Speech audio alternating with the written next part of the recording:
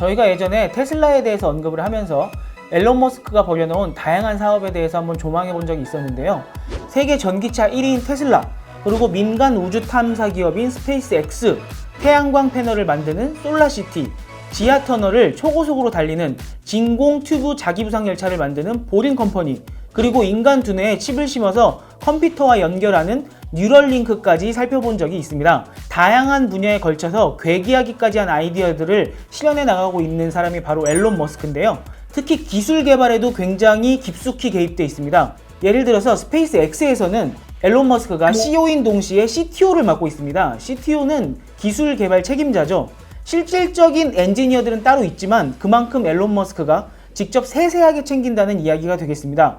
이렇게 많은 분야를 일일이 챙기는 것도 인간으로서 가능한가 의심이 드는데, 더 무서운 건 이 모든 사업들이 서로 엮여 있다는 겁니다. 예를 들어서 솔라시티의 태양광 패널은 이 위성을 띄워서 인터넷을 연결하겠다고 하는 스페이스X의 스타링크 프로젝트 위성에 쓰일 수 있습니다. 그리고 테슬라의 배터리 기술은 태양광을 저장해야 하는 솔라시티 혹은 스타링크에서 활용할 수 있고요. 반대로 스타링크의 위성 인터넷 기술은 테슬라의 자율주행차에 또 이용될 수 있습니다. 이렇게 방대한 분야를 건드리면서도 서로 오밀조밀하게 엮어가고 있는 앨런 머스크의 뇌 구조는 대체 일반 사람들이랑 어떻게 다를까요? 오늘은 바로 그 앨런 머스크가 아이디어를 만들고 연결하고 실행하는 그 앨런 머스크의 사고법에 대해서 다뤄보고자 합니다. 이 영상을 보신 분들도 꽤 있을 건데요. 2013년에 앨런 머스크가 테드에 나와서 직접 했던 얘기입니다. 사회자가 어떻게 도대체 한 사람이 이 모든 혁신을 이룰 수 있습니까? 당신에게 무엇이 있는 거죠? 라고 물어보니까 앨런 머스크가 대답한 내용입니다. Thanks. Thank you. Well, I do think there's a good framework for thinking is physics. You know, the sort of first principles reasoning. 여기에 나오는 제1 원리라는 게 무엇이냐면요. 경험적이나 아니면 추정한 것이 아니라 기본적인 과학 지식의 근거를 둔 정보, 그게 바로 제1 원리입니다. 아리스토텔레스가 처음 주장한 내용인데요. 두 점 사이의 최단 거리는 직선이다. 아니면 평행하는 두 직선은 만날 수가 없다. 이런 사실들을 이야기합니다. 쉽게 이야기한다면 어떤 사안에 대해서 바라볼 때 우리가 갖고 있는 모든 고정관념을 걷어내고 가장 본질적인 출발선에서 생각을 해보는 겁니다. 대학교 때 순수 과학학문이라 할 수 있는 물리를 전공한 앨런 머스크는요. 모든 걸 생각할 때 이 기저에서 파고드는 그 습관이 있습니다. 앨런 머스크가 직접 하고 있는 사업에 빗대서 설명을 해보겠습니다. 테슬라 전기차를 만들어낼 때도 그는 이미 자동차 제조사들이 갖고 있는 고정관념을 다 걷어내고 원점에서 시작을 했습니다. 자동차 제조사들이 기존 자동차 구조에서 이 엔진만 걷어내고 거기에 배터리랑 모터를 그대로 바꿔 끼는 방식으로 접근을 했을 때 테슬라는 아예 자동차 구조 자체를 새로 만들었습니다. 자동차 바닥에다가 아예 원형 배터리를 쫙 깔아버리고 모든 컨트롤 버튼을 이 센터페시아 태블릿 안에다가 전부 집어넣었죠. 이 차이가 현재 테슬라와 다른 자동차 메이커 사이에 큰 차이를 만들어내고 있습니다. 그리고 가장 중요한 거는요. 전기차 배터리에 관한 발상의 전환입니다. 테슬라가 창업할 때만 해도 배터리 팩이 1kW시당 600달러에 달했습니다. 저번에 프라이스 패러티 개념에 대해서 말씀드린 적이 있었죠. 전기차가 내연기관차만큼 싸지려면 1kW시당 100달러까지 배터리 가격이 떨어져야 합니다. 그때 기준으로 하면 무려 6배가 비쌌던 겁니다. 다른 자동차 메이커들은 이 배터리가 비싸다 보니까 전기차를 만들 때 다른 데서 비용 절감을 해야 된다, 이런 식으로 전기차에 접근을 하고 있었습니다. 근데 앨런 머스크는 완전히 달랐죠. 배터리를 무엇으로 만드냐, 거기부터 시작을 한 겁니다.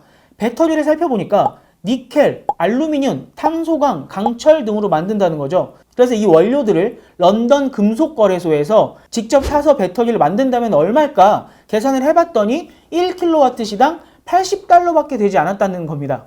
그래서 600달러보다 훨씬 더 저렴한 배터리를 만들 수 있겠구나라는 판단이 선 겁니다. 테슬라가 파나소닉이랑 기가팩토리를 건설해서 직접 배터리를 생산하고 있는 것도 바로 이 제1원리 사고법에서 출발했기 때문에 가능한 겁니다.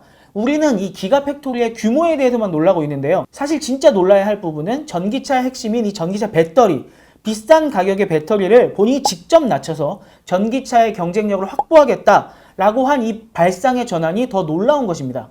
스페이스 X를 만들 때도 같았습니다. 지금까지 로켓이 비쌌으니까 앞으로도 로켓이 비쌀 거다라는 고정관념을 내려놓고 처음으로 돌아갔습니다. 배터리에 구성요소를 분해해서 가격을 매겼듯이 로켓 제조도 시작점에서 다시 생각을 해봤습니다. INC 기사에 실린 앨런 머스크의 인터뷰를 한번 보면서 말씀드리겠습니다. 이 로켓을 만들 때 쓰이는 원재료의 가격을 따져봤을 때 전체 비용 중에서 원재료 가격이 차지하는 비중이 2%밖에 되지 않았다는 거죠. 그래서 로켓 제조 비용을 훨씬 줄일 수 있다고 생각을 한 겁니다. 여기서 그치지 않고 새로운 해결책을 모색한 게 로켓의 재활용입니다. 우주왕복선이 우주선 재활용의 시작이었지만 1단 분해 로켓, 그 다음에 2단 분해 로켓은 일회용품이라는 생각이 당시까지만 해도 상식이었습니다. 그런데 앨런 머스크는 이 로켓을 재활용하고자 했고 현재 스페이스X는 1단 로켓을 6번까지 재활용하는 데 성공했습니다. 향후에는 2단 로켓까지도 재활용하는 목표를 갖고 있고요. 앨런 머스크 인터뷰를 살펴보면요. 이 재활용 시스템이 완벽하게 갖춰지게 되면 산술적으로 기존 로켓 발사 비용의 100분의 1 수준까지도 가격을 다운시킬 수 있다고 합니다. 네, 앨런 머스크의 제1원리 사고법은요. 사업을 새로 시작하거나 아니면 뭘 개발할 때만 쓰이는 게 아닙니다. 보이시는 거는 일렉트렉의 기사인데요. 앨런 머스크가 테슬라 직원들한테 보낸 메일 내용이 적혀 있습니다.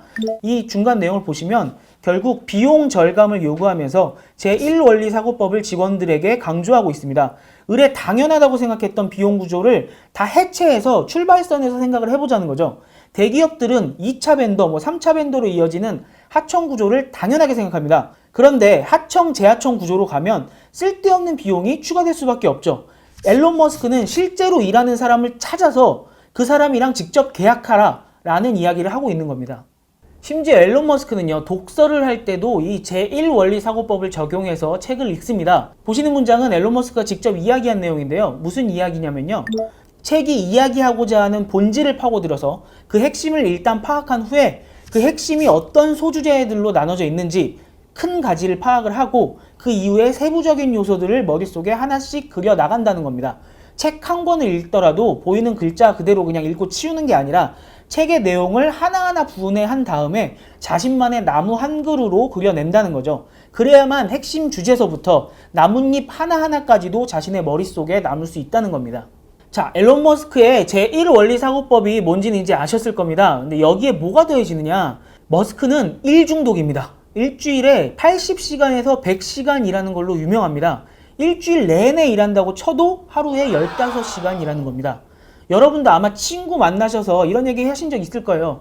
나 이런 걸로 한번 사업해보면 어떨까? 물어보면은 10중 8구 처음에 오는 대답은 좋은 아이디어인데 라고 얘기하면서 바로 이런 이야기가 따라옵니다. 근데 현실적으로 이런 문제가 있지 않니? 현실적으로 좀 이런 게 안 되지 않겠니? 라는 말들이 따라옵니다.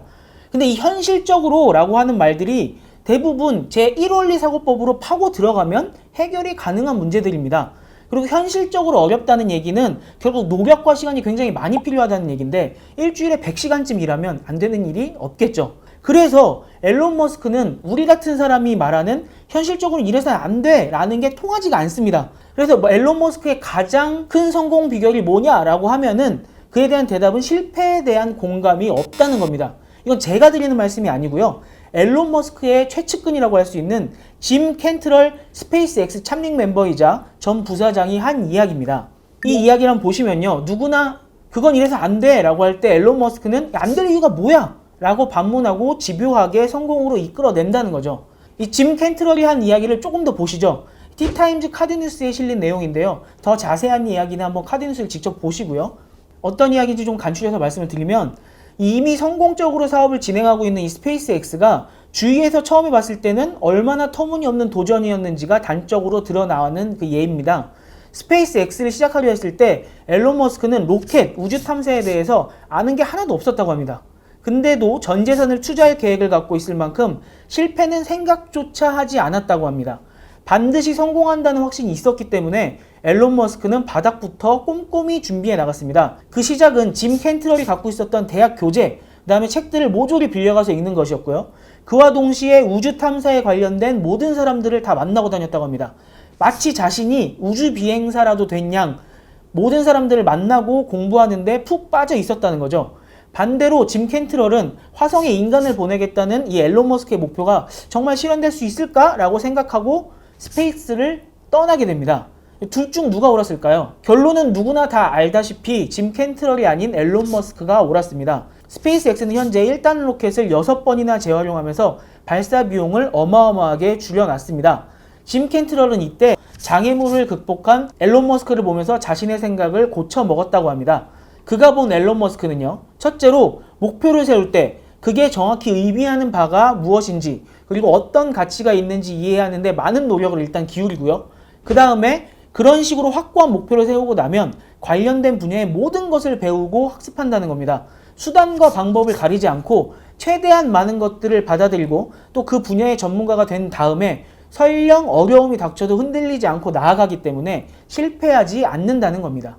그리고 또 한 가지가 있습니다. 앨런 머스크는 대학에 다닐 때부터 전기차를 만들려고 했다고 합니다. 보통은 이런 꿈을 꾸면 난 전기차를 만들고 싶으니까 자동차 회사에 입사할래 라고 생각하는 게 일반적이겠죠. 근데 앨런 머스크는 달랐습니다. 미국의 자산 어드바이저였던 라미 세시가 앨런 머스크랑 몇몇 성공한 사람의 성공 비결을 연구한 적이 있었는데요. 라미 세시는 이걸 도미노 전략이라고 불렀습니다. 1983년에 과학자 론 화이트헤드의 연구에 따르면 하나의 도미노 블록이요, 자신보다 약 1.5배 더 큰 도미노를 쓰러뜨릴 수 있다고 합니다. 5cm의 작은 도미노 블록으로 시작을 하면 8번째에 넘어지는 블록은 약 90cm입니다. 31번째 블록은요, 에베레스트 산보다 높아지고요. 57번째 블록은 대기권을 뚫고 달까지 갑니다. 앨런 머스크는 어린 시절에 하루 책 2권을 읽는 것으로 가장 작은 도미노를 만들기 시작했습니다. 과학소설, 철학, 종교, 프로그래밍, 비즈니스, 에너지 등등 분야를 가리지 않고 읽어댔다고 합니다. 그리고 펜실베니아 대학에 가서 물리학을 전공했고요. 자신이 당장 창업할 수 있는 작은 회사부터 창업하고 또 매각하고 다시 그 돈으로 더 큰 사업을 펼치는 작전을 썼습니다. 테슬라 사업 전략을 짤 때도 같은 원리를 적용했습니다. 앨런 머스크가 2014년 테드에 나와서 했던 이야기인데요. Yeah, the goal of Tesla has always been to have a sort of a three-step process where version 1 was an expensive car and low volume, version 2 is sort of medium price and medium volume, and then version 3 would be low price, high volume. So we're at step 2 at this point. 이때 나왔던 차종이 테슬라 모델 S와 모델 X입니다. 우리나라에서는 1억 원 정도에 팔리는 모델입니다. 그리고 그 이후에 나온 차종이 테슬라 모델 Y와 모델 3입니다. 모델 3는 모델 S의 절반값 정도 되죠. 고가 모델을 내놓아서 차를 팔고 또 그 돈으로 다시 중간 모델을 만들고 또 마지막 목표였던 대중적인 모델까지 내놓는 도미노 법칙을 사용해 왔습니다. 그래서 앨런 머스크는요, 시작 지점에서 아예 실패는 생각조차 하지 않고 작은 성공을 조금씩 더 큰 성공으로 바꿔가면서 하나씩 사업을 늘려갔습니다. 이제는 이 많은 괴기한 프로젝트를 자신의 머릿속으로 세밀하게 연결해 나가면서 모든 사업을 이끌어가고 있습니다. 크게 정리해보면요, 앨런 머스크의 뇌고전은 두 가지로 정의할 수 있습니다. 첫 번째는요, 제1원리 사고법으로 어떤 사안을 바라보든 간에 출발점에서 다시 재해석한다는 겁니다. 그리고 두 번째는 무엇을 시작할 때 실패는 아예 고려 자체에 넣지 않는다는 거죠. 이 생각들을 뇌에 장착한 다음에 도미노의 법칙에 따른 단계별 성장 전략을 행동으로 실천해서 이 많은 문제들을 해결해 나가고 있습니다. 수십 년 전에 하루 2권의 독서라는 아주 작은 도미노는요, 벌써 에베레스트 산을 넘는 큰 도미노로 커졌고요. 이제는 화성까지 닿을 큰 도미노를 넘어뜨리기 위해 준비하고 있습니다. 이 정도 되면 왜 그리 앨런 머스크가 남들은 상상하기도 힘든 일들을 매번 버려놓고 또 도전하는지, 그리고 왜 그는 늘 목표 시간에 맞추지도 못하면서 늘 될 거라고 이야기하고 그렇게 긍정적인지 이해가 좀 되실 거라고 생각됩니다. 모두가 앨런 머스크가 말했으니까 못 믿겠어 라고 말하면서도 또 앨런 머스크가 말했으니까 진짜 될 수도 있지 않을까? 라고 생각하는 것도 바로 이 때문이 아닐까 라고 생각합니다. 여기까지 봐주셔서 감사드리고요. 또 다음번에 또 다른 소식으로 찾아뵙도록 하겠습니다. 잊지 마시고 구독과 좋아요 부탁드립니다. 감사합니다.